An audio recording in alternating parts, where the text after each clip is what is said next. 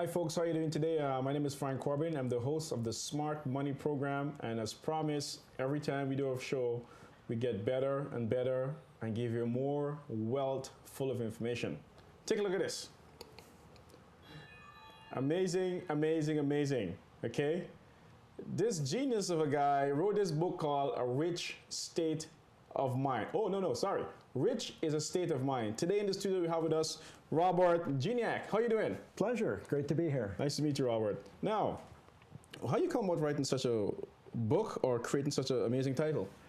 Well, I wanted to explain to Canadians that personal finance isn't that complex. I hear from too many people that it's all about numbers and it's like math from high school and university. So I set about to create a book that would help explain personal finance to Canadians in very basic terms, because I've never been a financial advisor or worked for a bank or insurance company. I've just tried to figure it out all by myself, and I wanted to share that with other people. So you've never been a financial advisor. How you managed to come up with all this wealth full of knowledge? Well, I'm fortunate that I do know a number of financial advisors who guided me a little bit along the process. But really what I wanted to do was create a story of a Canadian family that Canadians could relate to, so that they would read the novel and go, those are the same questions I have. And that way it makes it easier for them to read. And how you find they're responding to the book or the content of the book you put together here? The response has been outstanding. The book is currently in its 12th printing in Canada. Nice. I've created a US edition, which is now in its 3rd printing down in the United States. And the feedback I get has been overwhelming. And one of my favorite pieces of feedback that I received by email from a reader was, it's the first book on personal finance I ever finished reading. And I do some research, and I see Robert's book is actually a Canadian bestseller and a US bestseller. Is that correct? Yes, it is. And you state in your book, he says, creating a successful financial future is really just a receptive application of basic principles. What do you mean? Well, I think too often when people ask me questions about money, they're saying, what's the one big thing I can do to have a better financial future? And Frank, there's no one big thing. It's all of the little things we do by not outspending our money, by not spending money we don't have, by taking care of the pennies, as they say, so that the dollars take care of themselves. So are we talking about budgeting, saving? What are we talking about? We're definitely talking about budgeting and saving, but at the same time, not to the point where we don't have any fun in our life, because one of the best things we can do, one of the things that makes people not want to budget is they say, okay, here's where all my money's going, and look, there's none left over for me to play with. Right. And in that case, doing budgeting is a lot like dieting, right? We all want to keep ourselves in good shape, but we don't want to go without any ice cream or licorice or candy. Right. If you try to do that with your money, you're going to feel the exact same way. So you'll hear people say, well, you have to cut out your Tim Hortons coffee or your Starbucks latte. And no, I don't think you have to cut them out. Maybe you don't have one every single day. Maybe you have one every other day. But if you don't reward yourself for the work you're doing, you're going to find it really tough to stay with the plan. Excellent. So rich is a state of mind. What exactly you mean when you create that title there? Well, one of the things when I started talking to people about money, and everybody has their own ideas about it, and we all know that money won't make you happy. Right. But the concept of state of mind came from the perspective that we all know people who, if they have $20 in their pocket, they can walk down the street and feel like the richest guy in town. And we all know other people that if they've got $1 million in investable assets, they can't sleep at night because they're worried that it's all going to disappear. And so at the end of the day, which one of those two is richer? The one who's happy with what they have, or the one who can't sleep because they're worried about it? Because often we think that the word rich, we tend to put it on a financial value. Whether you have $1 million or $200,000 or $3 million. And here you're stating that it's all about how you mentally think of it or what you actually think of your current situation. It's not the financial value, right? Oh, I believe that's absolutely true. Money is an important thing. We all need some money. We need to put gas in our car, we need to buy groceries, we need to have a place to live. So there's always a financial component.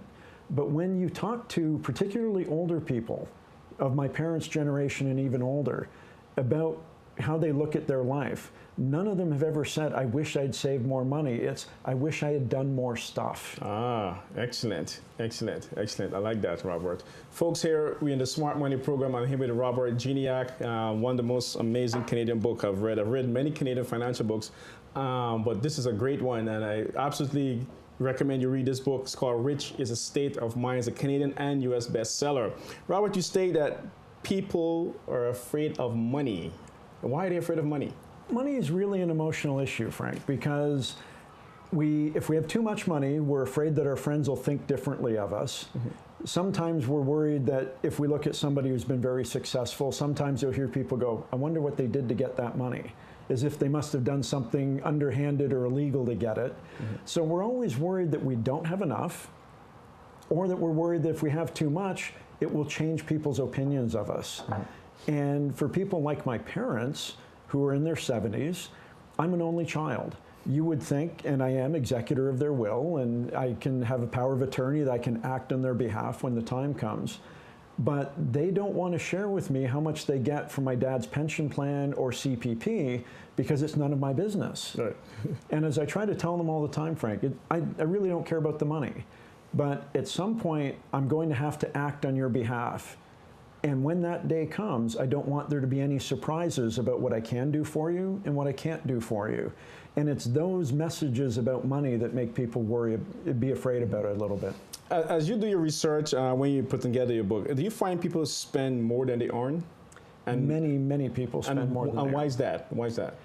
I think the marketing companies that we all see the ads on television and the internet, and newspapers and magazines do a great job at convincing us we need everything. And if you don't drive the right car, wear the right clothes, drink the right beer, live in the right house, that somehow you're just not successful.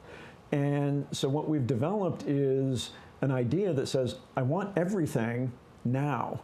And it's funny because our parents, many of whom are very successful, we don't realize that in your 20s and 30s, your parents didn't have any of that stuff. But kids today in their 20s and 30s are looking at their parents going, I want everything they have today. Right. And in order to do that, they have to outspend their income. You clearly state, you says, do not borrow, that is bad. Not all debt is bad. Most debt is bad. And credit card debt is absolutely the worst because they charge upwards of 27, 28, 29%.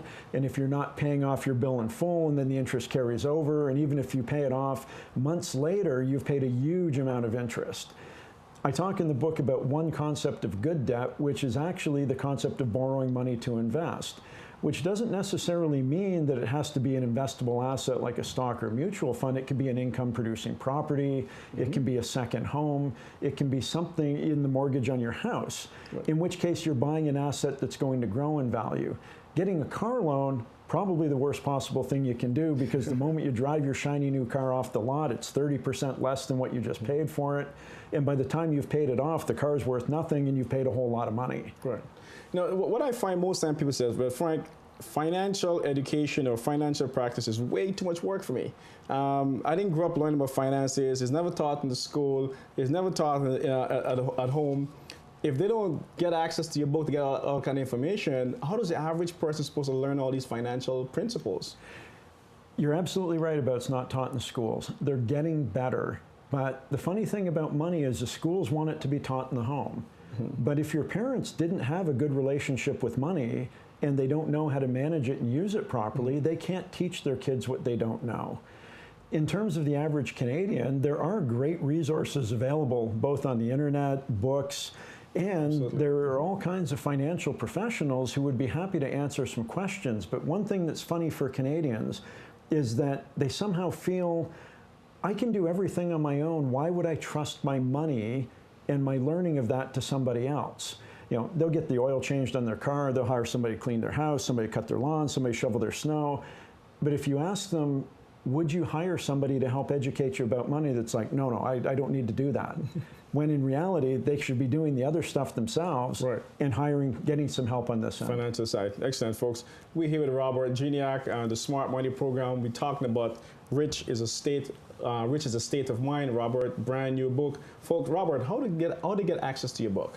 You can go to the website, www.richisastateofmind.com. So it's the book's title, all is one word, richisastateofmind.com. Right. And there are multiple ways you can buy the book. You can go to Chapters Indigo, Amazon.com. and would be happy to answer any questions from the viewers today about money and how to get a copy of the book. Excellent. Of course, if you have any questions for Robert or myself or anything that we talk about in the Smart Money program, you can also send me an email at frank@remictv.com. That's frank@remictv.com as well. Now, Robert, you state it doesn't matter how much money you have. If you're worried, you're not rich. No, absolutely. It's the example I used earlier. Somebody with what the average Canadian might think of huge net worth, a couple $1 million maybe.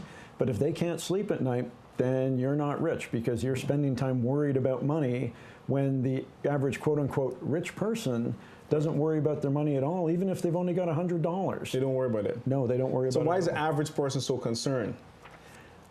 I think sometimes, as I said earlier, the marketers do a good job, and problem sometimes, Frank, people use money to keep score. Right. It's the only way we've got. We look at our neighbors, we look at our coworkers. How are they? Oh, they bought a new car. They bought a bigger house. They're going on a nice vacation. And money is a really bad way to keep score, but for many of us, it's the only way we have. It's the whole concept of we need to keep up with the neighbors. But the interesting part is the sooner you realize that your neighbors are all maxed out on their credit cards and spending money they don't have, the sooner you realize there's no sense keeping up with them at all. Excellent. You give a wonderful example in the book, and I thought it was really funny. You probably can try this at home too. What Robert did, they had you put a $20 bill, a $50 bill, a $100 bill, and a $10 bill, a few different dollar bills. And you look at all the representative on those bills, the pictures of the people on the bills, they weren't smiling. They're not smiling at all. The people on Canadian money and American money, for that matter, they weren't smiling. They're not very happy. They're all, they look, almost somewhat like they're constipated, and they're on our money. If money was supposed to make us feel good, they'd put happy, smiling people on it. We'd go to Walmart or Supercenter, and we'd hand one over, and the clerk would grin, and they'd grin, and we'd get our change back and go. But the faces on the money, it's all very serious. And I think that's one of the things that makes us feel the way we do about money. So should we be serious about our money, or should we be happy with our money?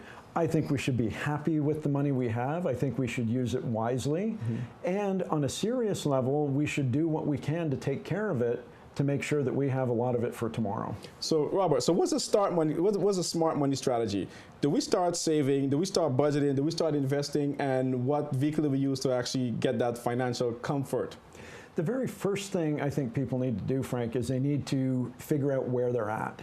And for many of us, that's the hardest thing to do, and we don't want to do it because we're afraid of what we might find out. But what that means is taking stock of what you have by looking at the money you've got in the bank, money you have in investments if you have any. If you own a home, what is the home worth? What do we owe on it? What about our cars, RESPs for the kids that we're saving, our RSPs? Get that baseline that says, where are we today? Right. And it does take a little bit of time to do this. And you have to, maybe look through your bank statements or go online if you're doing internet banking and do that. And I think what happens is when people do that, Frank, they realize, wow, this really isn't as bad as I thought it was. Once you've got that, then it's a matter of figuring out where do you want to go? Because the thing I talk to Canadians about, and I know you do as well, is the concept of goals. Right. What is it you want to have this year, 5 years out, 10 years out, 20 years out? And when you set those goals and you look at where you are today, then you can set a path to get there. And that path may be not using your credit cards to spend money you don't need. It may be saving more money than you currently are now. If you're in debt, it may mean taking a second job in order to try to get yourself out of the hole. Right. But all of these things combined together are what goes into creating a successful financial plan. Excellent. So we budget, we finance, we manage our finances through consistent discipline. So now we know where we're at. What's the next step? The first thing we have to do is if we figure out if there's a gap between where we want to be and where we are, then we figure out how much money we need to be saving on an ongoing basis to do that. So do you recommend saving or recommend investing? Well, first thing you have to do is save, because if you don't save any money, then you've got no money to invest. So the saving part always comes first. And people will ask me, well, where do I save my money? And I say, into any bank account you have that is not linked to your debit card. Right. Because we know what happens, right? We're out with our friends on a Saturday night. We need 40 or 50 bucks. We look in our wallet. We don't have it. We've got the debit card. I'll go to the ATM. I'll take out $100 and I'll put it back on Monday. Well, we know what happens on Monday. Right. Nothing. And then the next Saturday and the next Saturday. And so then all of a sudden at the end of the month, it's like, where did that $400 go? We don't remember where we spent it. And that is one of the big disadvantages of using credit cards versus a debit card. At least in a debit card, you can't take out more money than you have. With a credit card, you can definitely charge money you don't have. So Robert is telling us to save. Talking to different financial advisors, some are saying savers are losers, because when you save money, it's sitting in your account, inflation go against it, you're not making a lot of interest. What's your take on that?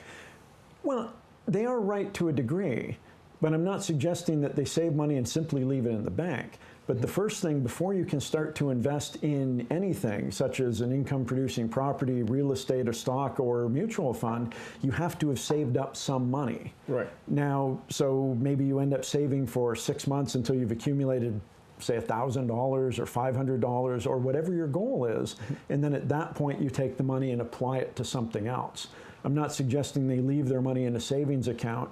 Yet, at the same time, we all need to have that kind of safety amount of money in a bank account that we can get at very quickly.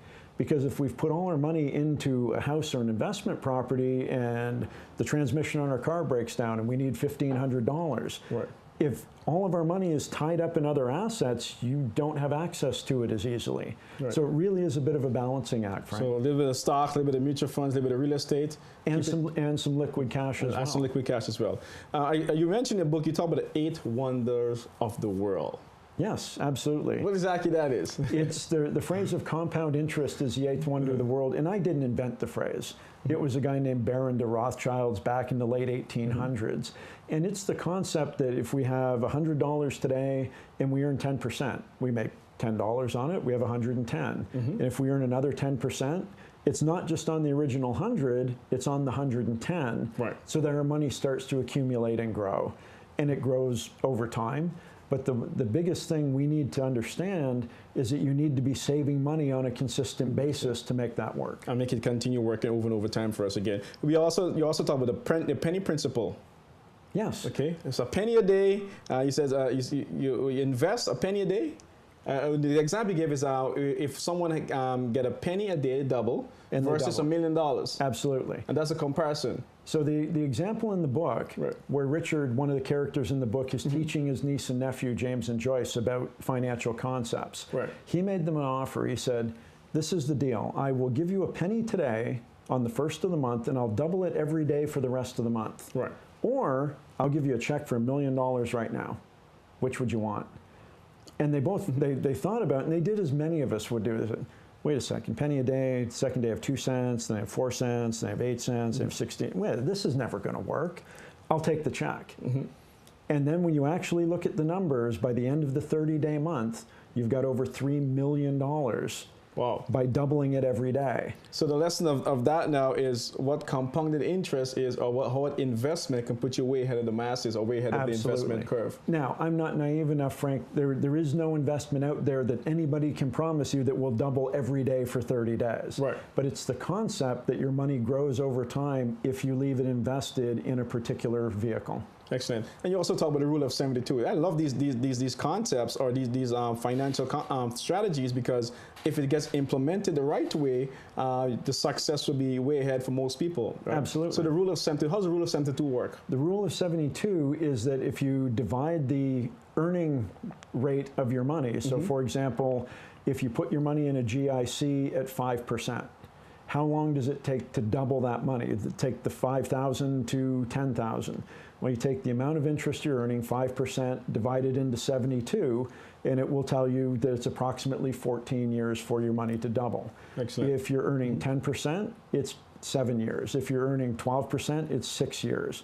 So the percentage you're earning divided into 72 will tell you how long it will take. Excellent. And often, folks, some of you guys probably thinking the same thing too. I want money now. I want to make money right now. And Robert said very clear in his book, time is money. Absolutely. Time is your friend. That's right. So again, you have to invest over time, not overnight. Oh, definitely. But we have a society today, and sometimes I'm the same, as I'm sure you are, as we're at the microwave going like, is it ready yet? Is it ready yet? You know, we want everything right now. Yes. But that ability to delay gratification and say, I'm willing to save for something today that I'm not going to have for 2 years, when we get it, it makes it that much more fun when we get there. Excellent. And the perfect example you give in the book is that if a person invests, it's $2,000 a year from age 22 to 32, which is 10 years, and they stop, right, they will have way more money than the person who started later on in the years. Absolutely. In that example, from 22 to 32 at $2,000 a year, they would have saved $20,000 in total. But by the time they're 65, leaving it invested, the person who starts at 32 and contributes $2,000 a year until they're 65 never catches up. Yet that first person only saved for 10 years. Right. And that shows you what time can do over a longer period of time the sooner you start. Excellent. Often you hear different financial advisors or financial gurus talk about paying yourself first. Paying yourself first. What does that really mean? Because I don't think the average person will understand what paying yourself first means. Does it mean go shopping first every month? What does it mean? Well, I guess that's why, Frank, why they didn't call it buy yourself first. And I didn't invent the concept of pay yourself first. Right. It's been around for a long, long time. But here's what people typically do, Frank. They create a budget and they say, how much is my car loan, heat, hydro, gasoline, Tim Hortons coffee, groceries. And so here's how much money I make. Here's how much money I spend, and here's the number that's left. And we take out a yellow highlighter and we highlight it and we say, that's how much money I'm going to save. The problem is, by the end of the month, unexpected expenses have come up that we didn't realize were going to happen, a couple of nights out with our friends, and all of a sudden, there's no money there to save. The concept of paying yourself first means that you're actually taking money right off the top every month and putting it away somewhere where you don't have access to it. And it's just like paying a bill, except the bill is us. And every month without fail, that bill gets paid first, and then everything else happens. And if there's any money left over at the end of the month, spend it. Have some fun. Right. Because you've taken care of saving that amount first. And so then that encourages people to say, wait a second, if I do this, and there's money left at the end of the month, I can go out clubbing with my friends, I can go to Starbucks, I can go out for a nice dinner. Absolutely. But not if you don't make that first payment. You gotta pay yourself first. There you go, folks. Pay yourself first, says Robert Gignac. Robert, how do we get access to your book? Again, tell the viewers, Rich is a State of Mind. How do you get access to this book? You can get access to the book at the website, richisastateofmind.com, which is the book's title, all is one word. Or you can email me at robert@richisastateofmind.com, and I'll try to answer your questions and point you in the right direction to getting a copy if you're interested. Excellent. And Robert's book is sold both in Canada and United States. There's a US version of it, also Canadian version of it. Based on your assessment, Robert, the Canadians and US, how are people standing right now financially, and where do you see the financial future over a large scale?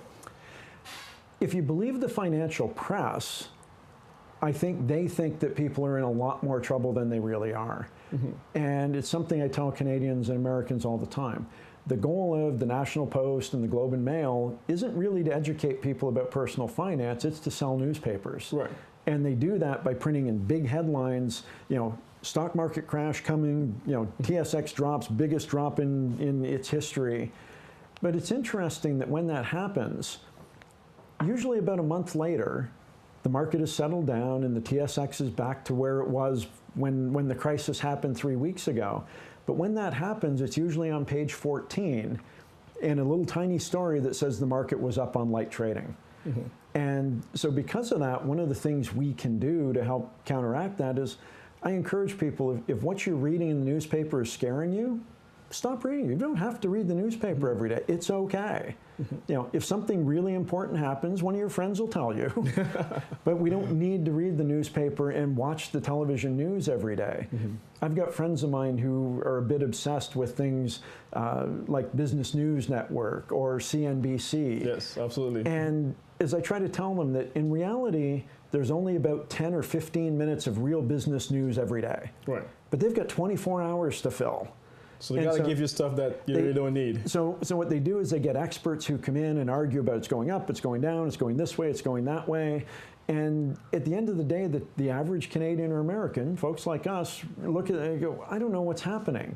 And it's okay. Turn it off. It's either respond to it or turn it off. Absolutely. And then sometimes the best thing we can do is turn it off, go for a walk outside, hang out with some people you really like, and realize that if you're doing the right things today by reducing your debt, paying yourself first, and putting money away, that the future going forward really is going to be pretty good despite what all of the experts are saying. Excellent. I have a couple more questions, then we can wrap it up. Now, coming from an average person perspective, brand new, no savings, just have a regular job, have a couple of bills, what should they do right now? What's a smart money trade for a person to do right now in that situation? The very first thing I would do is create that baseline and figure out where they are. If they've got some bills outstanding, for example, and just using a number, if they're bringing in $1,000 a month, but there's $1,100 a month going out, well, the first thing they need to do is get that outflow down underneath so they're actually saving some money. Right. And it doesn't matter if it's 1,000 versus 1,100 or 5,000 versus 6,000. If you're outspending the money you have, step one is always bring them into line and then start to move the expenses down so that you've got that ability to pay yourself first. So create the cash flow positively. Absolutely, because what that does, it takes away the stress of those bills that come in, and we look at our bills and we're like, I don't have the money to pay this today. Or sometimes you get one of those envelopes that says final notice. And I laughed to a friend of mine, and he showed me one. He said, final notice. I said, what are you going to do? He said, well, I guess this is the last time they're ever going to ask for it. It says final notice. And I said, no, I said, Brian, you can't really do that. But it's one of those things that, you know, we need to have a little bit more fun and worry a little bit less about what's happening. Okay. Now, this is a question that I talked to a lot of financial advisors, and no one seemed to be able to give me a clear answer on it. And I'm going to ask you, what do you think about a home mortgage? And what should the average Canadian be doing with a home mortgage? Well, home mortgages are a fact of life. Very few people can write a check to go out and buy a house regardless of whatever the price is. With regards to home mortgages, interest rates are as low as they ever have been. And so the question is, where are interest rates going to go? Well, when they're as low as they've been in 60 years, there's really only one place for them to go, and that's up. Right. Would I lock in a mortgage today? I'm not a financial professional. At a personal level, I have a variable rate mortgage, and it's worked out fairly well. If the interest rates were to change suddenly, would I lock it in? Yes.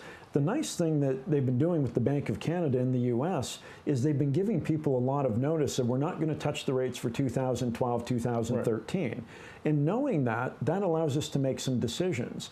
When I think we'll see what we saw in the early 80s with mortgage rates at 17, 18, 19%. I remember my mom and dad renewed their mortgage in 1981 at 17.5% for 2 years. Wow. Now, 2 years later, where was the mortgage rate? 7 3/4. Right. You know, it was a short-term blip, but we'd never ever want to get caught in that. So I think today, if you're making your mortgage payments and taking good care of your money, the couple of dollars difference that it may make between variable or fixed, it really is how comfortable do you feel about where mortgage rates are going to be. Right. And the next question, the follow-up question is, should the average person be working on aggressively paying down their mortgage? And I ask most financial advisors, if you're a financial advisor, why is the home mortgage not a part of why there's not a debt reduction program and the mortgage a part of that? And I think it should be. That, you know, the faster we pay down a mortgage, the better off we are, because we're increasing, you know, the home hopefully holds its value, goes up a little bit, and as the mortgage goes down, we've got a bigger net worth. Now, you could make a case that in the United States, where mortgage interest is tax deductible, and it's not here, there are some financial advisors who make a case that say, what I want to do is if I have assets, I'll sell the assets, pay off the house, and then borrow back the assets, because business investing or for investment investing is tax deductible. And so now I've turned a non-tax deductible debt into a tax deductible debt. There are arguments on both sides of that, and that's a much longer discussion. Absolutely, yes. But it's certainly an option for some Canadians. But we get caught between, do I pay down the mortgage? Do I save for my retirement? Do I put money in the RESPs? Do I put it in a TFSA? And at the end of the day, none of that happens if you're not spending less money than you earn in the first place, so that you've got some extra money in your hands that you can make those decisions with. Having that extra money, the question sometimes comes, we've just gone through tax season. You've got a refund. Right. What do you do with the refund? And friends of mine who ask me, I said, there's lots of things. The first thing to do is not spend it all on the stuff you wish you had. Maybe you take some of it against the mortgage, some of it invested for the longer term. There are some financial advisors who say, pay down the mortgage first and don't save for retirement, because the moment you get the house out of the way, then you're going to have all kinds of money and time to save for the future.